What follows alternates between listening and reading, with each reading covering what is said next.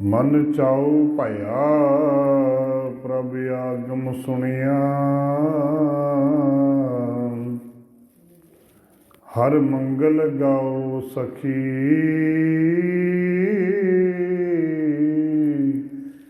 गृह मंदिर बनिया। हर गाओ मंगल नित सखिए सोग दुख ना व्यापाए। गुर चरण लागे दिन सुभागै अपना पिर जापै। अनहत बाणी गुर शब्द जानी हर नाम हरस भोगो। कहे नानक प्रभ आप मिलिया करण कारण जोगो। कहे नानक प्रभ आप मिलिया करण कारण जोगो। वाहिगुरु जी का खालसा वाहिगुरु जी की फतेह। जुग जुग अटल सतगुरु श्री गुरु ग्रंथ साहिब जी महाराज जी दी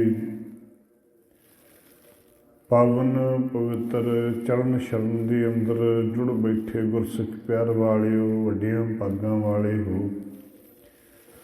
सतगुरां दी नदर रहमत दे सदका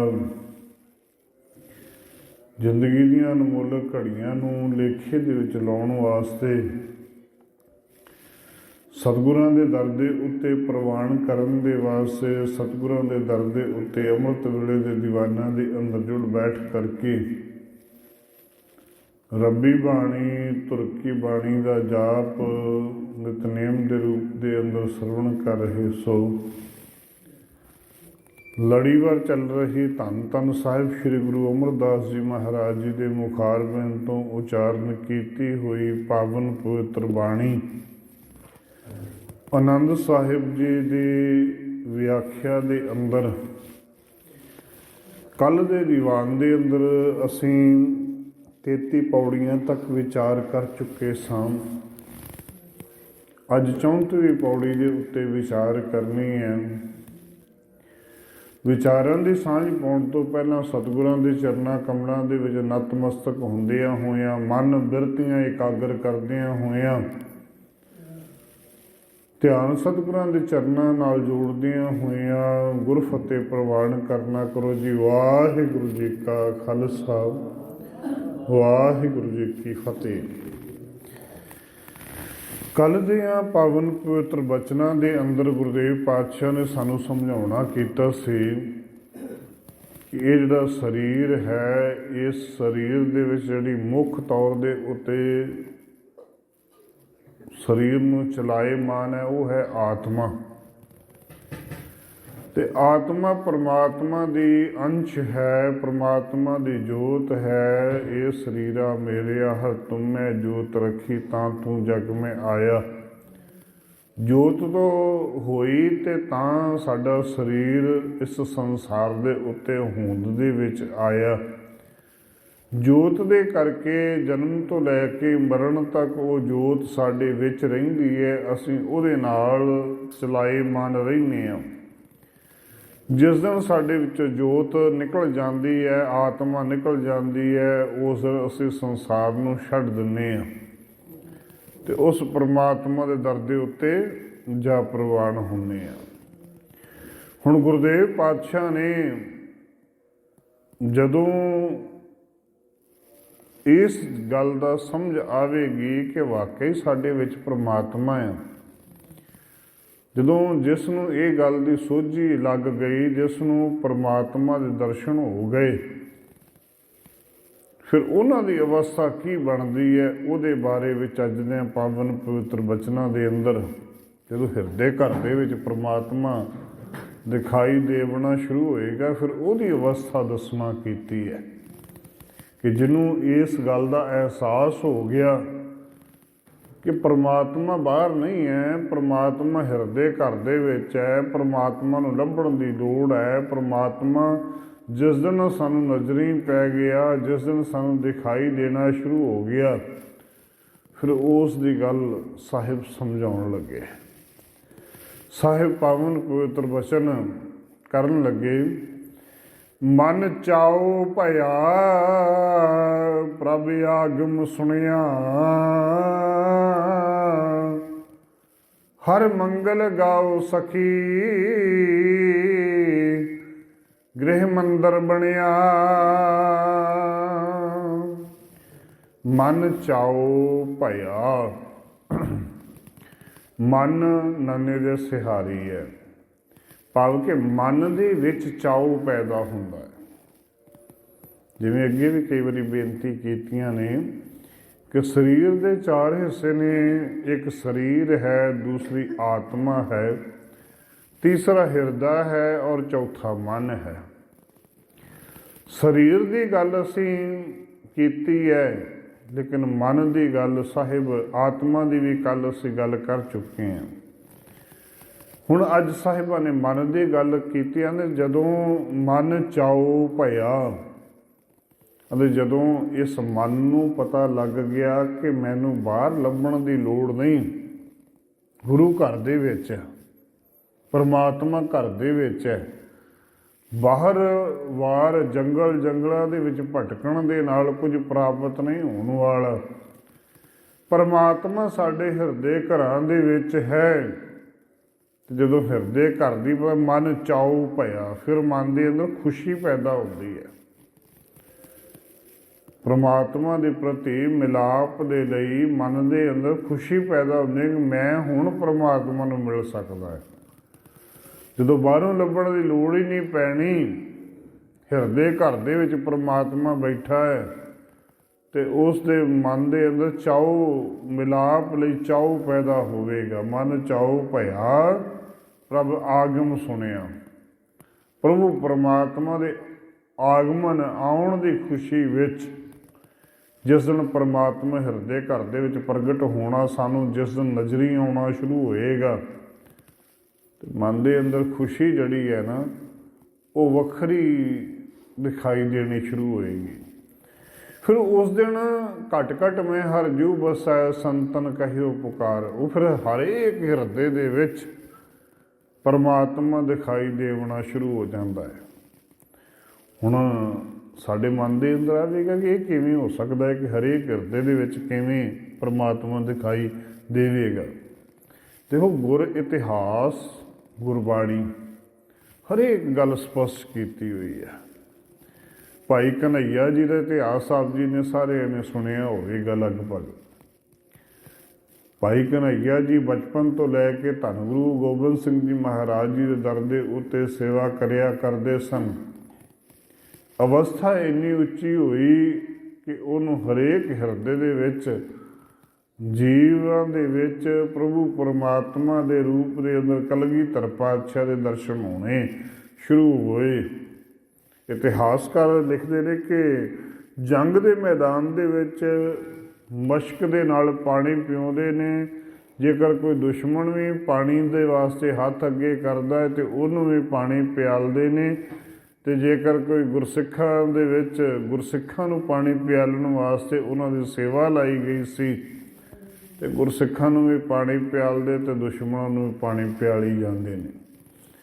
ਗੁਰਸਿੱਖਾਂ ਨੇ ਆਣ ਕੇ ਕਲਗੀਧਰ ਪਾਤਸ਼ਾਹ ਨੂੰ ਸ਼ਿਕਾਇਤ ਕੀਤੀ, ਸੱਚੇ ਪਾਤਸ਼ਾਹ ਤੁਸੀਂ ਸੇਵਾਦਾਰ ਲਾਇਆ ਹੋਇਆ ਆ, ਇਹ ਤਾਂ ਸਾਨੂੰ ਪਾਣੀ ਪਿਆਲਣ ਵਾਸਤੇ ਲਾਇਆ ਹੋਇਆ ਹੈ, ਲੇਕਿਨ ਇਹ ਤੇ ਦੁਸ਼ਮਣਾਂ ਨੂੰ, ਜਿਨ੍ਹਾਂ ਨੂੰ ਅਸੀਂ ਜੰਗ ਦੇ ਮੈਦਾਨ ਦੇ ਵਿੱਚ ਹਰਾ ਕੇ ਧਰਤੀ ਦੇ ਉੱਤੇ ਸੁੱਟਦੇ ਹਾਂ, ਇਹ ਉਹਨਾਂ ਨੂੰ ਪਾਣੀ ਪਿਆਲ ਕਰਕੇ ਫਿਰ ਸਾਡੇ ਨਾਲ ਲੜਨ ਦੇ ਬਰਾਬਰ ਕਰੀ ਜਾਂਦਾ ਹੈ।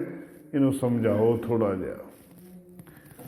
ਧੰਨ ਭਾਈ ਕਨ੍ਹਈਆ ਜੀ ਨੂੰ ਕਲਗੀਧਰ ਪਾਤਸ਼ਾਹ ਨੇ ਬੁਲਾਉਣਾ ਕੀਤਾ। ਬੁਲਾ ਕੇ ਫਿਰ ਪੁੱਛ ਕੀਤੀ ਕਿ ਭਾਈ ਗੁਰਸਿੱਖਾ, ਤੇਰੇ ਬਾਰੇ ਇਹ ਸ਼ਿਕਾਇਤ ਆਈ ਹੋਈ ਹੈ ਕਿ ਤੂੰ ਦੁਸ਼ਮਣਾਂ ਨੂੰ ਵੀ ਪਾਣੀ ਪਿਆਲਦਾ ਤੇ ਸਿੱਖਾਂ ਨੂੰ ਵੀ ਪਾਣੀ ਪਿਆਲੀ ਜਾਂਦਾ।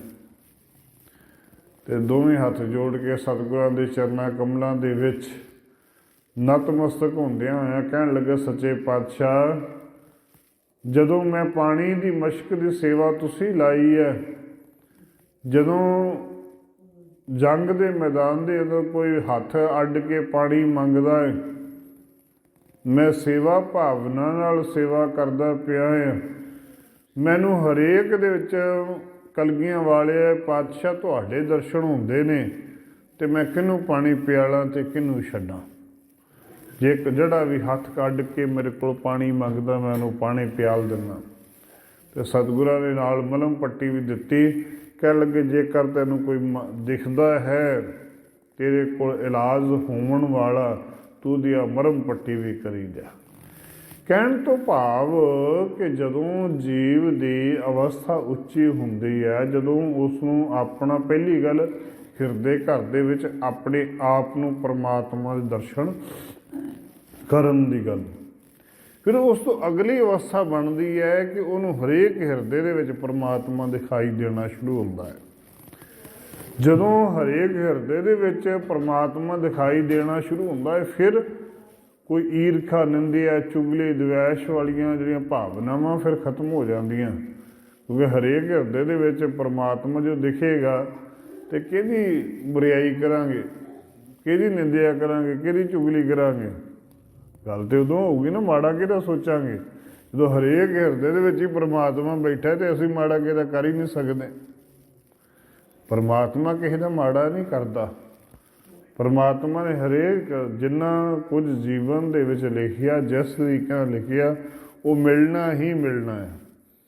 ਜੇ ਸਾਨੂੰ ਸੁੱਖ ਮਿਲਣੇ ਤੇ ਦੁੱਖ ਵੀ ਮਿਲਣੇ ਆ, ਜੇ ਦੁੱਖ ਮਿਲਣੇ ਤਾਂ ਸੁੱਖ ਵੀ ਮਿਲਣੇ ਨੇ। ਉਹ ਸਾਡੇ ਕਰਮਾਂ ਦੇ ਆਧਾਰ ਦੇ ਉੱਤੇ ਆ। ਜੇ ਚੰਗੇ ਕਰਮ ਕਰਾਂਗੇ ਚੰਗਾ ਫਲ ਪ੍ਰਾਪਤ ਹੋਵੇਗਾ, ਜੇ ਮਾੜੇ ਕਰਮ ਕਰਾਂਗੇ ਮਾੜਾ ਫਲ ਪ੍ਰਾਪਤ ਹੋਵੇਗਾ। ਹੁਣ ਸਾਹਿਬ ਕਹਿਣ ਲੱਗੇ, ਹੇ ਪ੍ਰਭੂ ਪਰਮਾਤਮਾ ਜੀਓ, ਮਨ ਚਾਉ ਭਇਆ ਪ੍ਰਭ ਆਗਮ ਸੁਣਿਆ। ਪਰਮਾਤਮਾ ਜੀਓ, ਤੁਸੀਂ ਮੇਰੇ ਹਿਰਦੇ ਘਰ ਦੇ ਵਿੱਚ ਆਏ ਨਾ, ਬੜੀ ਖੁਸ਼ੀ ਹੋਈ, ਚਾਉ ਹੋਇਆ, ਮਲਾਰ ਪੈਦਾ ਹੋ ਗਿਆ ਕਿ ਪਰਮਾਤਮਾ ਹਿਰਦੇ ਘਰ ਦੇ ਵਿੱਚ ਆ ਗਿਆ। ਅਤੇ ਜਦੋਂ ਪਰਮਾਤਮਾ ਹੀ ਜਿਹਦੇ ਘਰ ਦੇ ਵਿੱਚ ਆ ਗਿਆ, ਉਹਨੂੰ ਹੋਰ ਕੀ ਚਾਹੀਦਾ। ਜਿਹਦੇ ਹਿਰਦੇ ਘਰ ਦੇ ਵਿੱਚ ਖੁਦ ਪਰਮਾਤਮਾ ਪ੍ਰਗਟ ਹੋ ਜਾਏ, ਉਹਨੂੰ ਹੋਰ ਕੀ ਚਾਹੀਦਾ। ਅਤੇ ਸਾਹਿਬ ਕਹਿੰਦੇ, ਮੇਰੇ ਮਨ ਦੇ ਅੰਦਰ ਚਾਉ ਪੈਦਾ ਹੋ ਗਿਆ, ਖੇੜਾ ਪੈਦਾ ਹੋ ਗਿਆ। ਅਤੇ ਜਦੋਂ ਖੇੜਾ ਪੈਦਾ ਹੋਇਆ, ਫਿਰ ਕੀ ਹੋਇਆ, ਹਰ ਮੰਗਲ ਗਾਓ ਸਖੀ, ਗ੍ਰਹਿ ਮੰਦਰ ਬਣਿਆ। ਹਰ ਮੰਗਲ ਗਾਓ ਸਖੀ, ਮੰਗਲ ਤੋਂ ਭਾਵ ਗੀਤ, ਖੁਸ਼ੀ ਦੇ ਗੀਤ।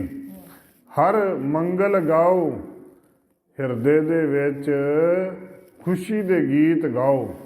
ਹੁਣ ਘਰ ਦੇ ਵਿੱਚ ਜਦੋਂ ਪੁੱਤ ਪੈਦਾ ਹੁੰਦਾ ਹੈ, ਘਰ ਦੇ ਅੰਦਰ ਖੁਸ਼ੀਆਂ ਮਨਾਉਂਦੇ ਆ, ਵਿਆਹ ਹੋਵੇ ਖੁਸ਼ੀਆਂ ਮਨਾਉਂਦੇ ਆ। ਅਤੇ ਸਾਹਿਬ ਕਹਿਣ ਲੱਗੇ, ਬਸ ਉਸੇ ਤਰੀਕੇ ਨਾਲ ਜਿਸ ਦਿਨ ਹਿਰਦੇ ਦੇ ਵਿੱਚ ਪ੍ਰਭੂ ਪਰਮਾਤਮਾ ਦੀ ਸੋਝੀ ਆ ਗਈ ਕਿ ਪਰਮਾਤਮਾ ਦੇ ਨਾਲ ਹੀ ਅਸੀਂ ਸੰਸਾਰ ਦੇ ਉੱਤੇ ਆਏ ਹਾਂ, ਇਹ ਜੀਵ ਦੇ ਵਿੱਚ ਆਤਮਾ ਪਰਮਾਤਮਾ ਨੇ ਰੱਖੀ ਹੈ, ਤਾਂ ਅਸੀਂ ਸੰਸਾਰ ਦੇ ਵਿੱਚ ਆਏ ਹਾਂ। ਅਤੇ ਜਦੋਂ ਇਸ ਗੱਲ ਦੀ ਸੋਝੀ ਹੋ ਗਈ, ਹਿਰਦੇ ਦੇ ਵਿੱਚ ਪਰਮਾਤਮਾ ਪ੍ਰਗਟ ਹੋਣਾ ਸ਼ੁਰੂ ਹੋਇਆ।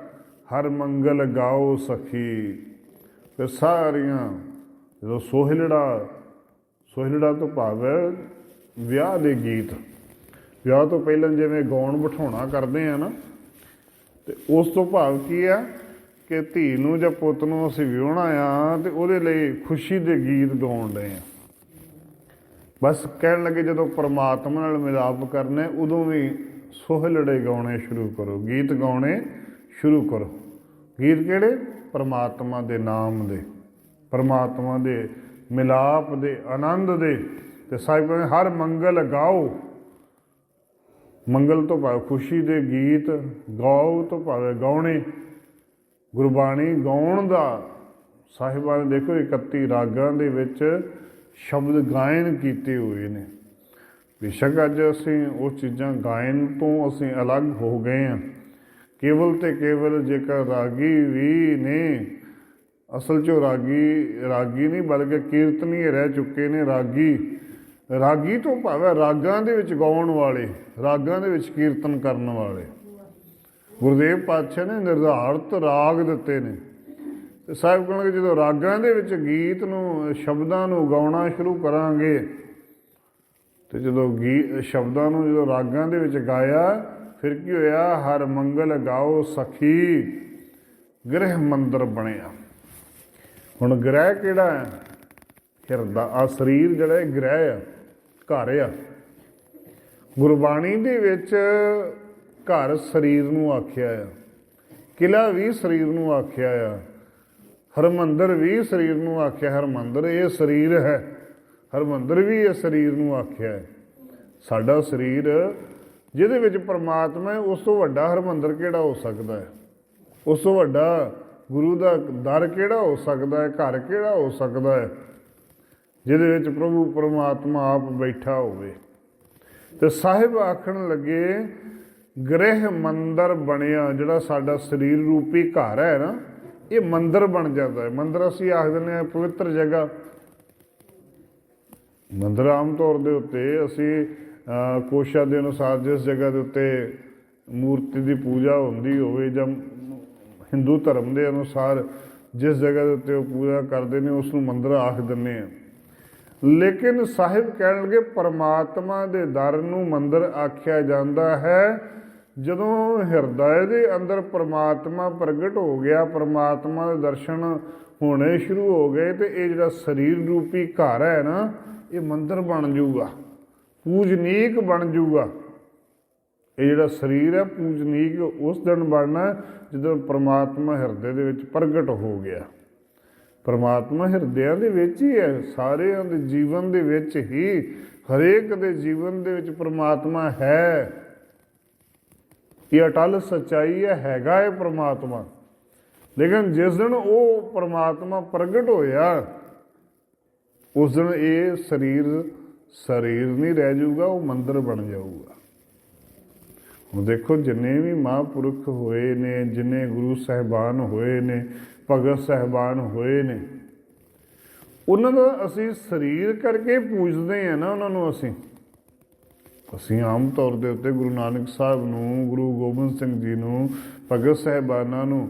ਲੇਕਿਨ ਸਾਡੇ ਸਿੱਖ ਧਰਮ ਦੇ ਅੰਦਰ ਮੂਰਤੀ ਪੂਜਾ, ਦੇਹਧਾਰੀ ਪੂਜਾ ਦੀ ਇੰਨੀ ਮਹਾਨਤਾ ਨਹੀਂ ਦਿੱਤੀ, ਸਭ ਤੋਂ ਜ਼ਿਆਦਾ ਸ਼ਬਦ ਦੀ ਪੂਜਾ ਦੀ ਮਹਾਨਤਾ ਦਿੱਤੀ ਹੈ।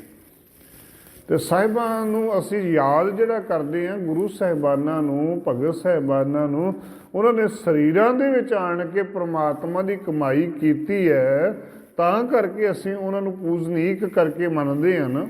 ਉਹਨਾਂ ਦਾ ਜਨਮ ਕਦੋਂ ਹੋਇਆ, ਉਹਨਾਂ ਦਾ ਗੁਰਿਆਈ ਦੇ ਉੱਤੋਂ ਕਦੋਂ ਬੈਠੇ, ਜੋਤੀ ਜੋਤ ਕਦੋਂ ਸਮਾਏ, ਹਰੇਕ ਦਿਹਾੜੇ ਤਾਂ ਮਨਾਉਂਦੇ ਆ ਨਾ, ਕਿਉਂਕਿ ਉਹਨਾਂ ਨੇ ਇਸ ਸਰੀਰ ਦੇ ਅੰਦਰ ਆਣ ਕੇ ਪਰਮਾਤਮਾ ਦੇ ਨਾਲ ਪ੍ਰਾਪਤੀ ਕਰਕੇ ਸਾਨੂੰ ਸਾਰੀ ਸੋਝ ਦਿੱਤੀ, ਸਾਰਾ ਗਿਆਨ ਦਿੱਤਾ, ਸਾਰੀ ਸਮਝ ਦਿੱਤੀ। ਤੇ ਜਿਸ ਦਿਨ ਪਰਮਾਤਮਾ ਹਿਰਦੇ ਦੇ ਵਿੱਚ ਪ੍ਰਗਟ ਹੋ ਗਿਆ, ਤੇ ਇਹ ਜਿਹੜਾ ਸਰੀਰ ਹੈ ਮੰਦਰ ਬਣ ਜਾਊਗਾ, ਪੂਜਣ ਯੋਗ ਜਗ੍ਹਾ ਬਣ ਜਾਊਗੀ। ਤੇ ਜਦੋਂ ਪੂਜਣ ਯੋਗ ਜਗ੍ਹਾ ਬਣੀ, ਫਿਰ ਹੋਏਗਾ ਕਿ ਹਰ ਗਾਓ ਮੰਗਲ ਨਿਤ ਸਖੀਏ, ਸੋਗ ਦੁਖ ਨਾ ਵਿਆਪੇ। ਹਰ ਗਾਓ ਮੰਗਲ ਨਿਤ ਸਖੀਏ। ਅਰੇ ਐ ਗੁਰ ਸਿੱਖੋ, ਐ ਮੇਰੇ ਪਿਆਰ ਵਾਲਿਓ, ਭਰਾਓ, ਭੈਣੋ, ਨਿਤ ਪ੍ਰਭੂ ਪਰਮਾਤਮਾ ਨੂੰ ਧਿਆਉਣਾ ਸ਼ੁਰੂ ਕਰੀਏ। ਜਿਵੇਂ ਸੰਗਤ ਦੇ ਵਿੱਚ ਬਹਿ ਕੇ ਪਰਮਾਤਮਾ ਨੂੰ ਜਪਣਾ ਸ਼ੁਰੂ ਕਰੀਏ। ਜਦੋਂ ਨਿਤ ਪਰਮਾਤਮਾ ਦੇ ਹਰ ਗਾਓ ਮੰਗਲ ਨਿਤ ਸਖੀਏ, ਮੰਗਲ ਤੋਂ ਭਾਵ ਹੈ ਖੁਸ਼ੀ ਦੇ ਗੀਤ। ਕਹਿਣ ਲੱਗੇ ਪਰਮਾਤਮਾ ਦੇ ਦਰ ਘਰ ਦੇ ਗੀਤ ਸੰਗਤ ਦੇ ਵਿੱਚ ਬਹਿ ਕੇ ਗਾਉਣੇ ਨੇ। ਤੇ ਗੁਣ ਗਾਉਣ ਦੇ ਨਾਲ ਹੋਏਗਾ ਕਿ ਸੋਗ ਦੁੱਖ ਨਾ ਵਿਆਪੇ, ਸੋਗ ਦੁੱਖ ਨਾ ਵਿਆਪੇ। ਜੀਵਨ ਦੇ ਅੰਦਰ ਦੁੱਖ ਦਰਿਦਰ ਸਾਨੂੰ ਵਿਆਪਣਗੇ ਨੇ। ਜਿੰਨਾ ਮਰਜ਼ੀ ਦੇਖੋ, ਅਸੀਂ ਆਮ ਤੌਰ ਦੇ ਉੱਤੇ ਹਰ ਇਨਸਾਨ ਆਖਦਾ ਮੇਰੇ ਜਿੰਨਾ ਦੁਖੀ ਕੋਈ ਨਹੀਂ ਹੈ, ਮੇਰੇ ਜਿੰਨਾ ਦੁਖੀ ਕੋਈ ਨਹੀਂ ਹੈ। ਦੁਨੀਆ ਦੇ ਅੰਦਰ ਹਰੇਕ ਨੂੰ ਫੋਲ ਕੇ ਵੇਖੋਗੇ ਨਾ, ਹਰੇਕ ਦੇ ਹਿਰਦੇ ਨੂੰ ਫੋਲੋਗੇ, ਇੱਕ ਤੋਂ ਇੱਕ ਦੁਖੀ ਮਿਲਣਗੇ ਤੁਹਾਨੂੰ। ਸੱਚੇ ਪਾਤਸ਼ਾਹ ਬਾਬਾ ਸ਼ੇਖ ਫਰੀਦ ਜੀ ਦਾ ਬਚਨ ਹੁੰਦਾ, ਫਰੀਦਾ ਮੈਂ ਜਾਣਿਆ ਦੁੱਖ ਮੁਝ ਕੋ, ਦੁੱਖ ਸੁਭਾਇਆ ਜਗ, ਉੱਚੇ ਚੜ ਕੇ ਦੇਖਿਆ ਤਾਂ ਘਰ ਘਰੇ ਹਾਗ। ਅਤੇ ਮੈਂ ਸੋਚਿਆ ਸ਼ਾਇਦ ਮੈਂ ਦੁਖੀ ਹਾਂ, ਮੇਰੇ ਖਿਆਲ ਦੇ ਵਿੱਚ ਸੀ ਸ਼ਾਇਦ ਮੇਰਾ ਹੀ ਦੁੱਖ ਦੂਜਿਆਂ ਦੇ ਦੁੱਖ ਨਾਲੋਂ ਵੱਡਾ ਆ। ਲੇਕਿਨ ਜਦੋਂ ਸਾਰਿਆਂ ਤੋਂ ਥੋੜ੍ਹਾ ਉੱਚਾ ਹੋ ਕੇ ਵੇਖਿਆ ਨਾ, ਤੇ ਹਰੇਕ ਇਨਸਾਨ ਇੱਕ ਤੋਂ ਇੱਕ ਦੁਖੀ ਤੋਂ ਮਿਲੇ, ਇੱਕ ਤੋਂ ਇੱਕ ਦੁੱਖਾਂ ਦੇ ਨਾਲ ਭਰੇ ਪਏ ਨੇ। ਲੇਕਿਨ ਜੇਕਰ ਕਦੇ ਦੁੱਖ ਵੇਖ ਕੇ ਰੋਈ ਜਾਣਾ ਕਿ ਹਾਏ ਮੇਰੇ ਤੋਂ ਦੁੱਖ ਕਿਉਂ ਆ ਗਿਆ, ਕਿਉਂਕਿ ਸੰਸਾਰ ਦੇ ਵਿੱਚ ਸੁੱਖ ਕੋ ਮੰਗਿਆ ਸਭ ਕੋ, ਦੁੱਖ ਨਾ ਮੰਗਿਆ ਕੋਈ। ਸੰਸਾਰ ਦੇ ਉੱਤੇ ਸਾਰੇ ਸੁੱਖ ਹੀ ਮੰਗਦੇ ਨੇ, ਦੁੱਖ ਨੂੰ ਕੋਈ ਨਹੀਂ ਮੰਗਦਾ। ਦੇਖੋ ਆਮ ਤੌਰ ਦੇ ਉੱਤੇ ਕਈ ਵਾਰੀ ਇਹ ਗੱਲ ਆਖ ਦਿੰਦੇ ਆ ਕਿ ਪਤਾ ਨਹੀਂ ਸਾਡੀ ਕਿਸਮਤ ਮਾੜੀ ਹੈ ਜਾਂ ਸਾਨੂੰ ਇੰਨਾ ਦੁੱਖ ਕਿਉਂ ਆਇਆ। ਅਤੇ ਉਹ ਕਲਗੀਆਂ ਵਾਲੇ ਪਾਤਸ਼ਾਹ ਦੀ ਕੀ ਮਾੜੀ ਕਿਸਮਤ ਸੀ ਜਿੰਨਾ ਸਰਬੰਸ ਵਾਰਨਾ ਪੈ ਗਿਆ। ਛੋਟੇ ਛੋਟੇ ਬੱਚਿਆਂ ਨੂੰ 5 ਸਾਲ ਤੇ 7 ਸਾਲ ਦੇ ਬੱਚਿਆਂ ਨੂੰ ਨੀਹਾਂ ਦੇ ਵਿੱਚ ਸ਼ਹੀਦ ਹੋਣਾ ਪੈ ਗਿਆ। ਉਹਨਾਂ ਨੇ ਕੀ ਗੁਨਾਹ ਕੀਤਾ ਸੀ, ਉਹਨਾਂ ਨੇ ਕੀ ਮਾੜਾ ਕੀਤਾ ਸੀ। ਭਗਤ ਕਬੀਰ ਜੀ ਵਰਗੇ ਤੇ ਮਹਾਂਪੁਰਖ ਆਪ ਬੰਦੇ, ਕਿਆ ਅਪਰਾਧ ਸੰਤੋਂ ਕੀਮਨਾ ਬਾਂਧ ਪੋਟਰੀ ਕੁੰਚਰ ਦੀਨਾ। ਤੇ ਭਗਤ ਨਾਮਦੇਵ ਜੀ ਵਰਗੇ ਨੇ ਕੀ ਅਪਰਾਧ ਕੀਤਾ ਸੀ, ਉਹਨੂੰ ਹਾਥੀ ਦੇ ਅੱਗੇ ਯਾਨੀ ਕਿ ਪੈਰ ਹੱਥ ਪੈਰ ਬੰਨ੍ਹ ਕੇ ਤੇ ਪੋਟਲੀ ਬਣਾ ਕੇ ਹਾਥੀ ਦੇ ਅੱਗੇ ਸੁੱਟ ਦਿੱਤਾ ਕਿ ਹਾਥੀ ਪੈਰਾਂ ਨਾਲ ਕੁਚਲ ਕੇ ਮਾਰ ਦਊਗਾ। ਉਹਨੇ ਕੀ ਅਪਰਾਧ ਕੀਤਾ ਸੀ, ਰੱਬ ਦਾ ਨਾਂ ਹੀ ਲੈਂਦਾ ਸੀ। ਭਗਤ ਪ੍ਰਹਿਲਾਦ ਵਰਗਿਆਂ ਨੇ ਰੱਬ ਦਾ ਨਾਂ ਹੀ ਲਿਆ ਸੀ, ਜਿਨ੍ਹਾਂ ਨੂੰ ਸੱਪਾਂ ਵਾਲੇ ਕਮਰੇ 'ਚ ਅੱਡ ਕਰ ਦਿੱਤਾ, ਪਹਾੜ ਤੋਂ ਸੁੱਟਿਆ ਗਿਆ, ਫਿਰ ਤਪਦੇ ਹੋਏ ਥੰਮ ਦੇ ਨਾਲ ਜੱਫੀ ਪਾਉਣ ਦੀ ਗੱਲ ਕੀਤੀ ਗਈ। ਉਹਨਾਂ ਕੋਈ ਗੁਨਾਹ ਕੀਤਾ ਸੀ, ਸਿਰਫ ਰੱਬ ਦਾ ਨਾਂ ਹੀ ਲਿਆ ਸੀ। ਇਹ ਨਹੀਂ ਸੋਚਣਾ ਕਦੇ ਵੀ ਕਿ ਦੁੱਖ ਕੇਵਲ ਸਾਨੂੰ ਆਉਂਦੇ ਨੇ। ਦੁੱਖ ਮਹਾਂਪੁਰਖਾਂ ਨੂੰ ਵੀ ਆਏ, ਦੁੱਖ ਭਗਤ ਸਾਹਿਬਾਨਾਂ ਨੂੰ, ਗੁਰੂ ਸਾਹਿਬਾਨਾਂ ਨੂੰ, ਸਾਰਿਆਂ ਨੂੰ ਆਏ। ਕੋਈ ਐਸਾ ਪੀਰ ਪੈਗੰਬਰ ਨਹੀਂ ਆਇਆ ਜਿਹੜਾ ਦੁਨੀਆ ਦੇ ਅੰਦਰ ਉਹਨਾਂ ਨੂੰ ਦੁੱਖ ਨਹੀਂ ਆਇਆ। ਜਦੋਂ ਅਸੀਂ ਰਾਮਚੰਦਰ ਦੀ ਗੱਲ ਕਰਦੇ ਹਾਂ ਅਤੇ ਉਸ ਸਮੇਂ ਉਹਨਾਂ ਦਾ ਜਦੋਂ ਜ਼ਿਕਰ ਗੁਰਬਾਣੀ ਦੇ ਅੰਦਰ ਆਉਂਦਾ ਹੈ ਅਤੇ ਉੱਥੇ ਵੀ ਉਹਨਾਂ ਨੇ ਆਖਿਆ ਕਿ ਰੋਵੇ ਰਾਮ ਨਿਕਾਲਾ ਭਇਆ ਸੀਤਾ ਲਕਸ਼ਮਣ ਵਿਛੜ ਗਿਆ। ਰਾਮਚੰਦਰ ਵੀ ਜਦੋਂ ਸੀਤਾ ਅਤੇ ਲਕਸ਼ਮਣ ਵਿਛੜ ਗਏ, ਇਹਨਾਂ ਦੇ ਕੋਲੋਂ ਸੀਤਾ ਨੂੰ ਰਾਵਣ ਚੁੱਕ ਕੇ ਲੈ ਗਿਆ ਅਤੇ ਜੰਗਲ ਦੇ ਵਿੱਚ ਰੋਂਦਾ ਕਰਲਾਉਂਦਾ ਰਿਹਾ। ਉਹਨਾਂ ਨੇ ਕਿ ਉਹ ਵੀ ਉਹਨਾਂ ਦੇ ਜੀਵਨ ਦੇ ਵੀ ਆਧਾਰ ਨੂੰ ਜਦੋਂ ਦੇਖਦੇ ਹਾਂ ਤਾਂ ਉੱਥੇ ਵੀ ਦੁੱਖ ਆਏ ਨੇ। ਉਹਨਾਂ ਨੇ ਅਪਰਾਧ ਕੀ ਕੀਤਾ, ਉਹਨਾਂ ਨੂੰ 14 ਸਾਲ ਦਾ ਵਣਵਾਸ ਹੋ ਗਿਆ। ਮੁਹੰਮਦ ਮੂਸਾ ਨੂੰ ਜਦੋਂ ਆਪਣੀ ਪ੍ਰੀਖਿਆ ਦੇਣੀ ਪਈ ਅਤੇ ਪੁੱਤ ਨੂੰ ਮਾਰਨ ਦੀ ਗੱਲ ਆਈ ਅਤੇ ਧਾਹਾਂ ਨਿਕਲ ਗਈਆਂ। ਜੇਕਰ ਮੂਸਾ ਈਸਾਈ ਮੱਤ ਦੀ ਗੱਲ ਕਰਦੇ ਹਾਂ ਅਤੇ ਉਹਨਾਂ ਨੂੰ ਵੀ ਜਿੰਦੇ ਜੀ ਉਹਨਾਂ ਨੂੰ ਸਲੀਬ ਦੇ ਉੱਤੇ ਟੰਗ ਕੇ, ਉਹਨਾਂ ਨੂੰ ਹੱਥਾਂ ਦੇ ਵਿੱਚ ਪੈਰਾਂ ਦੇ ਅਸੂਲਾਂ ਦੇ ਕੇ ਉਹਨਾਂ ਨੂੰ ਜਿੰਦੇ ਜੀ ਉਹਨਾਂ ਨੂੰ ਟੰਗ ਦੇਣਾ ਕੀਤਾ ਗਿਆ। ਅਸਲ 'ਚ ਇਹ ਚੀਜ਼ਾਂ ਆਪਣੇ ਜ਼ਿੰਦਗੀ ਦੇ ਅੰਦਰ ਕਦੀ ਵੀ ਲੈ ਕੇ ਨਹੀਂ, ਕਿਉਂਕਿ ਦੁੱਖ ਅਤੇ ਸੁੱਖ ਸਾਡੇ ਜੀਵਨ ਦੇ ਵਿੱਚ ਉਹ ਆਉਣੇ ਆ। ਇਹਨਾਂ ਤੋਂ ਕੋਈ ਇਨਸਾਨ ਬਚ ਨਹੀਂ ਸਕਦਾ। ਜੇਕਰ ਦੁੱਖ ਨੇ ਤਾਂ ਸੁੱਖ ਵੀ ਹੈ, ਸੁੱਖ ਨੇ ਤਾਂ ਦੁੱਖ ਵੀ ਹੈ।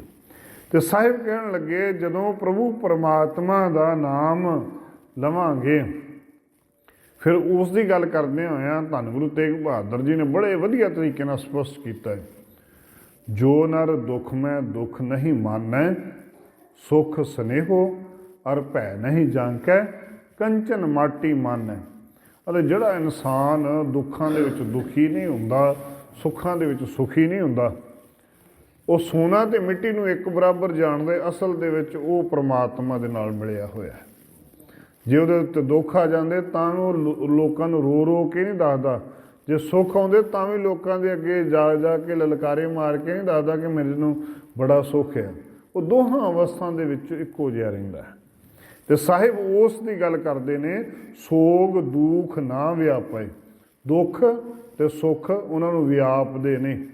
ਜਦੋਂ ਪਰਮਾਤਮਾ ਹਿਰਦੇ ਦੇ ਵਿੱਚ ਪ੍ਰਗਟ ਹੋ ਜਾਂਦਾ ਹੈ ਨਾ, ਅਤੇ ਫਿਰ ਉਹ ਤਤੀ ਤਵੀ ਦੇ ਉੱਤੇ ਬਹਿ ਕੇ ਵੀ ਇਹ ਗੱਲ ਆਖਦੇ ਨੇ ਕਿ ਤੇਰਾ ਕੀਆ ਮੀਠਾ ਲੱਗੈ, ਹਰ ਨਾਮ ਪਦਾਰਥ ਨਾਨਕ ਮੰਗੈ। ਉਸ ਟਾਈਮ 'ਤੇ ਦੁੱਖ ਘੱਟ ਤਾਂ ਨਹੀਂ ਹੁੰਦਾ ਹੋਏਗਾ, ਜਦੋਂ ਤਨ ਜਿਹੜਾ ਸਾਰਾ ਛਾਲੋ ਛਾਲੀ ਹੋਇਆ ਹੋਊਗਾ, ਜਿੱਦਾਂ ਚੌਂਕੜੀ ਮਾਰ ਕੇ ਬੈਠੇ ਹੋਣਗੇ, ਥੱਲੋਂ ਸਾਰਾ ਐ ਸੜਿਆ ਹੋਏਗਾ ਸਰੀਰ, ਸਿਰ ਤੋਂ ਲੈ ਕੇ ਪਿੰਡੇ ਤੱਕ ਸਾਰਾ। ਜਦੋਂ ਰੇਤ ਪਈ ਹੋਏਗੀ, ਹੋ ਸਕਦਾ ਸਾਰੇ ਕੇਸ ਵੀ ਲੱਥ ਗਏ ਹੋਣ, ਹੋ ਸਕਦਾ ਸਰੀਰ ਦੇ ਉੱਤੇ ਸਾਰੇ ਛਾਲੋ ਛਾਲੀ ਹੋਇਆ ਹੋਏਗਾ ਸਰੀਰ।